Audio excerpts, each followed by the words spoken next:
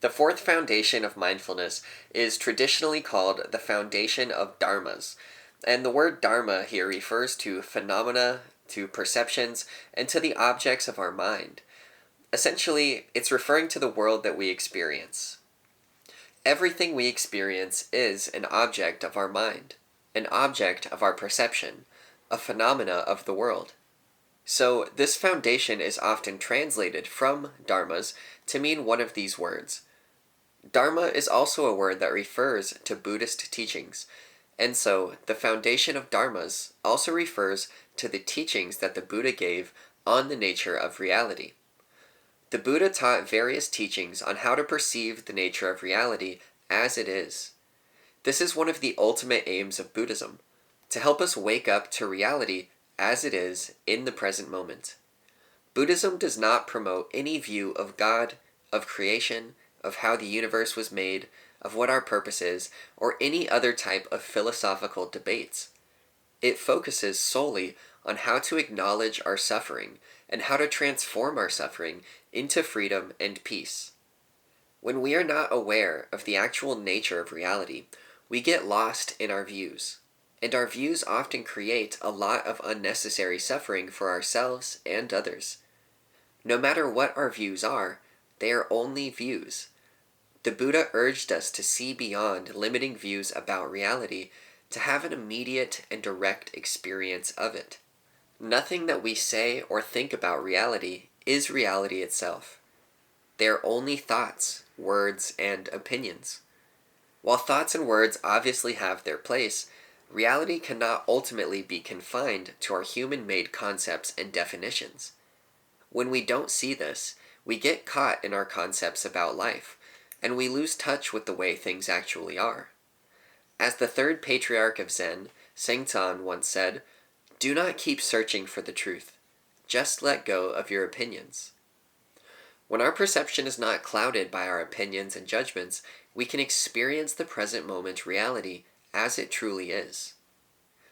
When we attempt to understand life only with our intellectual knowledge, we become confused by concepts and blind to the living reality of the present moment. Intellectual knowledge is based on education, on memory, on the accumulation of information. It is of the past. It cannot help us know the true reality of the present moment as it actually is. All we really do in our attempt to know reality this way is project our accumulated knowledge and beliefs onto the reality of the present moment. We distort our lens of perception, and we filter our experience of reality through this distorted lens. As a result, we do not experience life as it is, but experience life according to our limited ideas and concepts. Ultimately, life is not real or unreal. It does not exist or not exist. It is not material or spiritual. It is not created or evolved. It simply is. Life cannot be confined to these words, confined to a label. Ultimately, life is undefinable. As the author and philosopher Alan Watts says, life is not a puzzle to be solved, but a mystery to be experienced. Our capacity to know anything is limited to our senses. We cannot possibly understand the totality of existence through our limited sensory perception. The only way to truly be in touch with life is to surrender all attempts to define it and explain it, and to simply live it with mindfulness in each moment. We do not come to know life through intellectual knowledge. We come to know it through an intuitive awareness that is in touch with what is. This is why many sages and meditation masters speak of the importance of not knowing, meaning not clinging to our intellectual knowledge, but being open to the mystery of life. The attitude of not knowing, of not trying to fit life into any conceptual or intellectual box, of not trying to figure out reality or make sense of it, of not forming any beliefs or opinions about existence, is the way to be truly in touch with what is. All of our mental grappling with life only separates us from this experience of presence to what is. Relaxing and not knowing is disappointing to the ego, which wishes to know everything, and therefore to have a sense of advantage over everything. It is only possible to live with this attitude of not knowing when we sincerely see the limitations of our intellectual knowledge. We must be able to experience two dimensions of reality at once. We must be in touch with life's ultimate truth, that it is an unknowable and unified mystery to experience with awe and presence, as well as life's relative truth, that intellectual knowledge is incredibly useful for everyday living. We must be able to use our concepts without being bound by them, or as the old Zen saying goes, we must let go of knowledge in the midst of knowing. In Buddhism, this direct experience of the nature of reality is often referred to as suchness, experiencing things just as they are. This doesn't mean we cannot have any views or opinions, but we must understand that these are only views and opinions, only one perspective, and not the ultimate truth. If we can understand this, we can have views without being attached to them or mistaking them for being ultimately true. Our views can imprison us and cause us a lot of suffering. When we let go of clinging to our limited views, we experience the freedom and openness of being in touch with reality in the present moment. When we are mindful, we are in touch with things as they are, and feel connected to life in the present moment. We don't need to form a view or belief about reality. We can just live intimately with the immediacy of life moment to moment. There is tremendous freedom and peace in living our lives in this way. Buddhist teachings talk about three primary attributes of the nature of reality. These are also only concepts, but these concepts help to point us to a valuable insight about the way things are, and they also help to free us from many of the limiting views we have about reality. These three attributes are referred to as the three Dharma seals, because all of reality is sealed by these three characteristics. In other words, everything in reality has these three characteristics as a part of their fundamental nature. The first characteristic is impermanence. All phenomena in the world are impermanent and ever-changing. This doesn't just mean that everything will eventually change, but that nothing remains the same for even a moment. Things are constantly arising and passing, and whatever has the nature to arise has the nature to pass. The second characteristic is interconnectedness, or no self. All phenomena in the world exist in relation to all other phenomena. Nothing exists in isolation, and so there is no separate self. We tend to think that we are a separate self that exists apart from the rest of nature.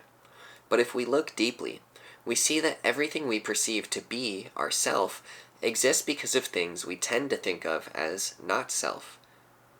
This body is made of food, water, air, heat, and other elements. Without these elements, there is no body. Our minds are shaped by family, culture, education, society, our past experiences, and so on. We are all interconnected. There is no separate self, meaning there is no self that can exist apart from everything else in nature. Therefore, our true self is the whole of existence. The third characteristic is nirvana. Nirvana is the reality of the present moment beyond all thoughts, concepts, and views.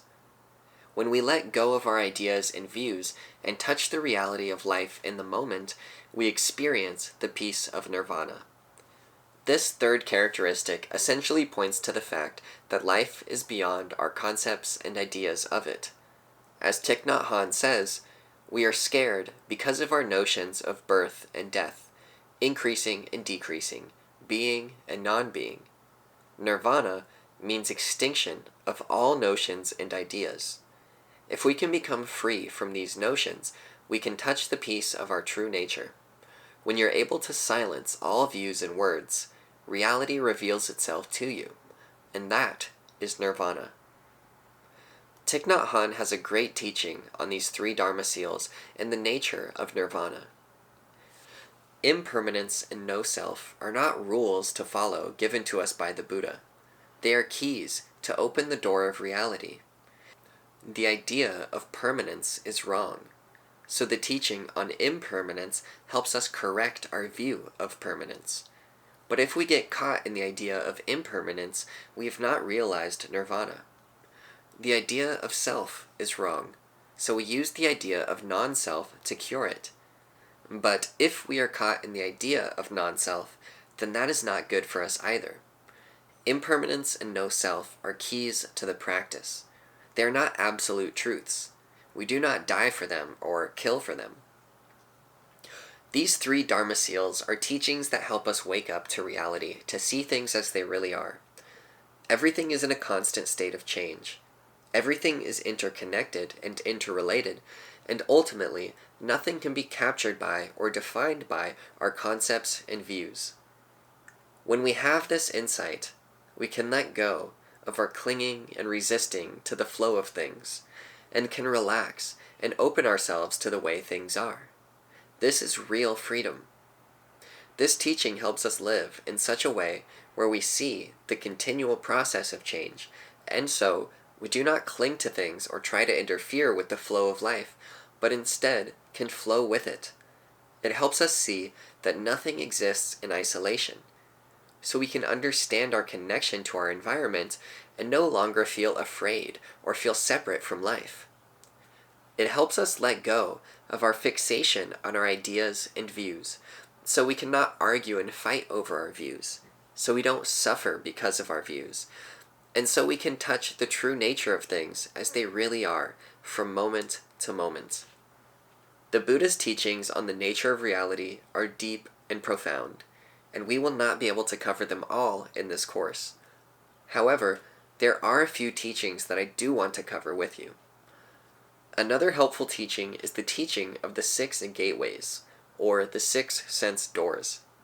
Essentially, everything we experience in reality is experienced through the gateways of our 6 senses: sight, sound, touch, taste, smell, and thought. Buddha's teachings speak a great deal about guarding these gateways with mindfulness and being intentional about what we allow to enter into them, for they have a direct influence on our consciousness and our health. Another popular teaching is the teaching of non-duality. Non-duality is the opposite of duality. Duality, in this context, is essentially the notion that there is a mind in here and a world out there, that the world out there is separate from us and our mind in here. This dualistic way of thinking is how most people see and experience the world. In reality, however, there is no separation between mind and matter, between us and the world. This becomes quite obvious when we look deeply into the nature of our minds and the nature of the world. For one, everything that we experience about the world is experienced in our own minds. The world you see now is perceived through your 6 senses, and then projected within your mind, filtered through your unique makeup of memories, beliefs, and conditioned perceptions. So wherever there is a perception of the world, it is not separate from the one who is perceiving it, but appears the way it appears only because of the one perceiving it. How you see the world is not how I see it, how another animal sees it, or how any other being sees it. The world you perceive is unique to you as a perceiver. Additionally, the faculties that allow you to perceive are themselves objects of the world. Your eyes, ears, nose, tongue, skin, these are products of nature. Matter is an expression of mind, and mind is an expression of matter. They go together. It is only the dualistic way of thinking that divides reality into two, when essentially it is not two, or non-dual. This is fundamental to the Buddha's view of reality. Lastly, an important teaching given by the Buddha is the teaching of the 5 aggregates, or skandhas in Sanskrit. These are the 5 things that make up the self, or individual being, according to the Buddha. The 5 aggregates are form, or our physical body, sensation, what we feel through our senses, perception, what we perceive in relation to our senses, mental formations, or our thoughts, emotions, states of mind, etc., and consciousness, the consciousness that perceives reality through our senses. The individual is made up of these 5 aggregates. However, each of these is impermanent or ever-changing, interconnected and not separate, and ultimately beyond our concepts and views. They are also marked by the 3 Dharma seals, as is everything else in reality.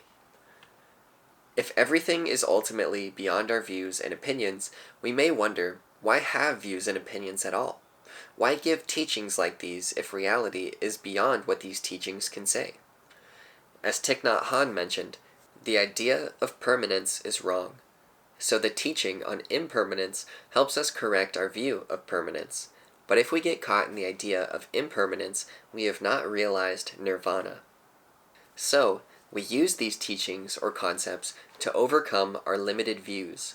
But this is not to replace our views and beliefs with new ones, but ultimately to be free of our fixation on our views so we can remain open and in touch with what is.